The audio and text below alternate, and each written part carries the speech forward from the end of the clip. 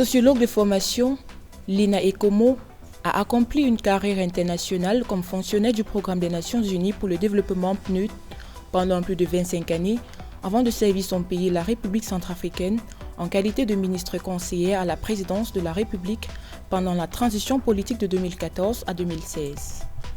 Madame Ekomo œuvre pour la promotion des droits de la femme et la promotion du genre à travers le réseau pour le leadership de la femme en Centrafrique, RELEFCA, dont elle est la présidente.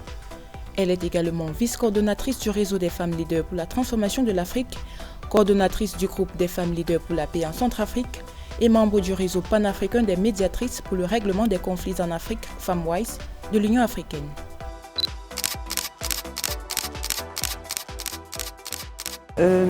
En Afrique, les femmes constituent plus de la moitié de la population.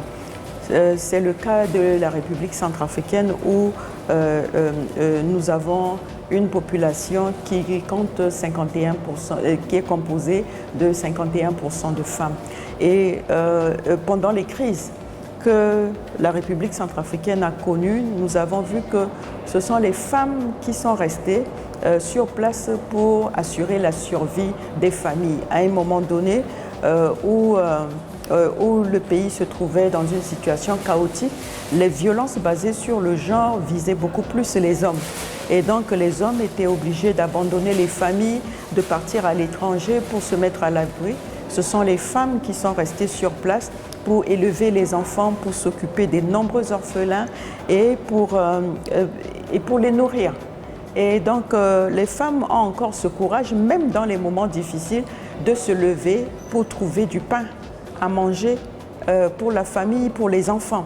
Elles ont encore ce courage de se lever très tôt le matin, de braver l'insécurité, de braver tous les risques pour aller chercher à manger à leurs enfants, pour aller au champ. Le premier levier serait la volonté politique. Enfin, le premier levier est la volonté politique.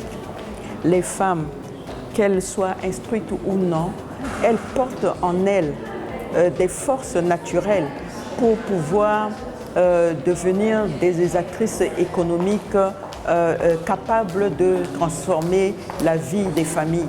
Et donc, au niveau des gouvernements, il est important de mettre la priorité sur la question de renforcement des capacités des femmes. C'est très très important. Malheureusement, toutes les interventions des femmes et qui profitent même au gouvernement ne sont pas prises en compte et ça reste toujours des interventions informelles mais pourtant capitales pour asseoir la paix, capitales pour booster l'économie du pays. La première difficulté concerne les pesanteurs socio-culturelles.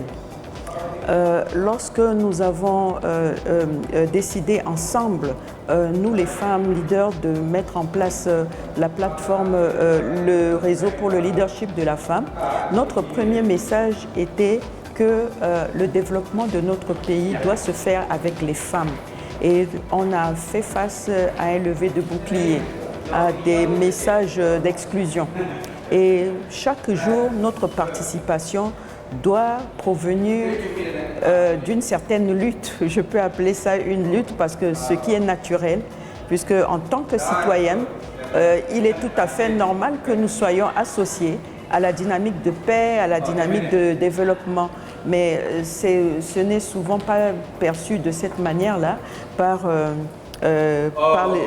les décideurs hommes ou par les acteurs hommes, à tous les niveaux.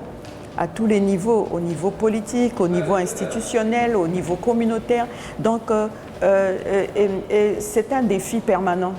C'est un défi permanent, mais qui fait que nous ne baissons pas les bras et nous continuons toujours de remporter la victoire parce que nous sommes déterminés.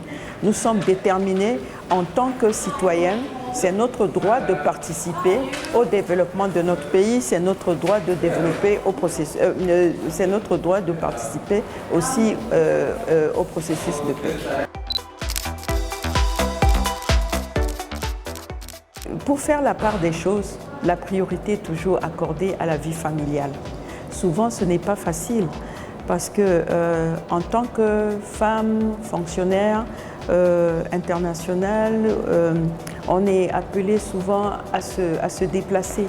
Et souvent, les affectations se font dans des pays sans famille, où on n'est pas accompagné avec la famille, mais ce n'est pas une raison pour se détacher de ses responsabilités familiales.